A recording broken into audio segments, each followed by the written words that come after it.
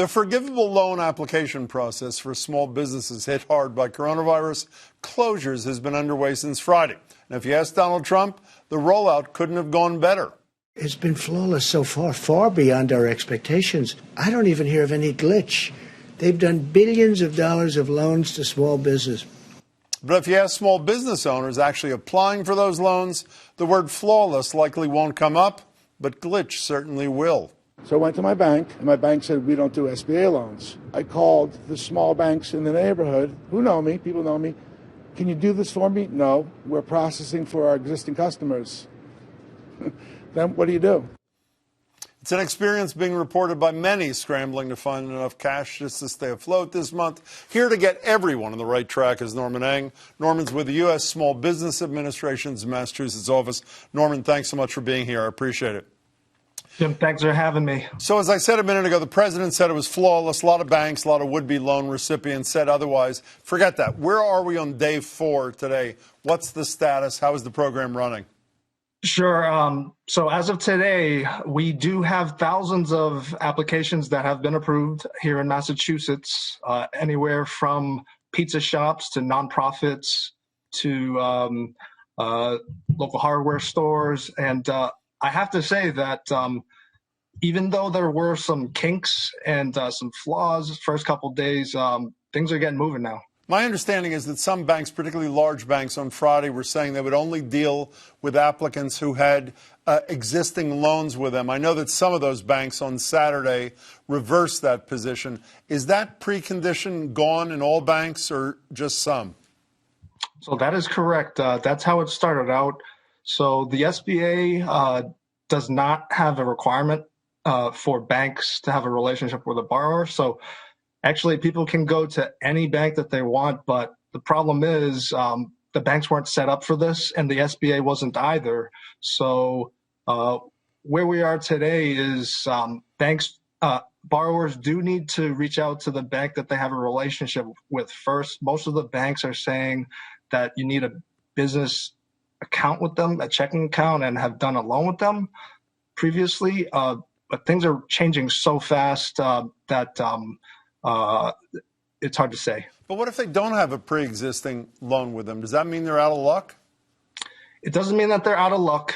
What borrowers should do is go to sba.gov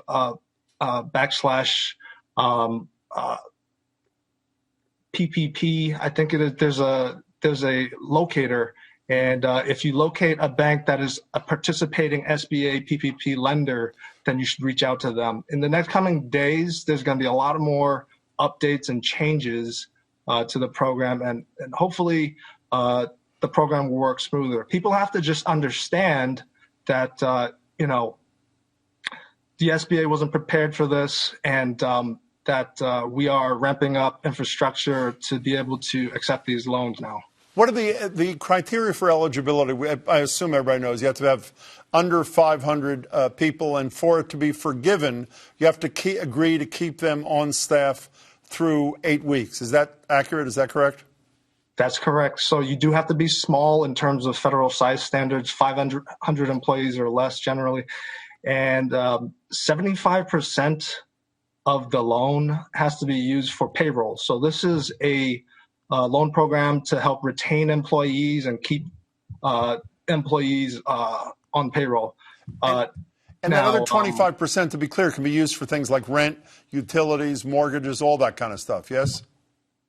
25% of the loan can be used for that purpose, rent, utilities, and that nature. Now, the amount that you can borrow is calculated by your 12-month average. Okay, and it's excluding wages of more than $100,000 a year. So they take the average 12-month payroll cost and then times 2.5, and that's how much you can get. And assuming, I know that every bank is different, but assuming that a bank has approved those loans you mentioned at the top of this interview, what's the expected wait time between approval and check in your hand? Also, we do have one bank that tweeted out on Thursday evening that it's Pentucket Bank, I think they're in Haverhill and Andover area.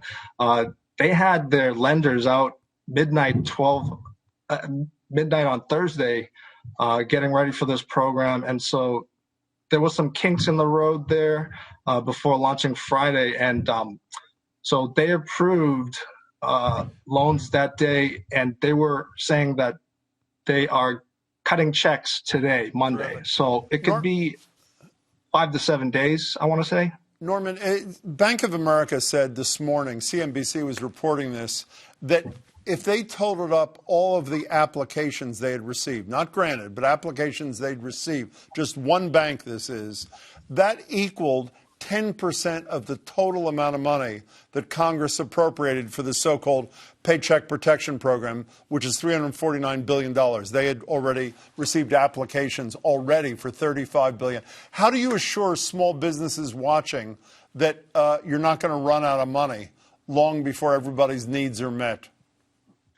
Right. I also read an article that Wells Fargo is also tapped out of this program currently, and they're trying to service the smaller businesses. So definitely, President Trump also tweeted that it could possibly be refunded through an extra act of Congress. So what I can say is that the money is going very quickly, but there's a possibility that there could be new legislation to add more money to this program. Before you go away, very quickly, I know there are other programs, counseling, training, the SBA does. Quickly, if you can, what's the website where people can find out about them?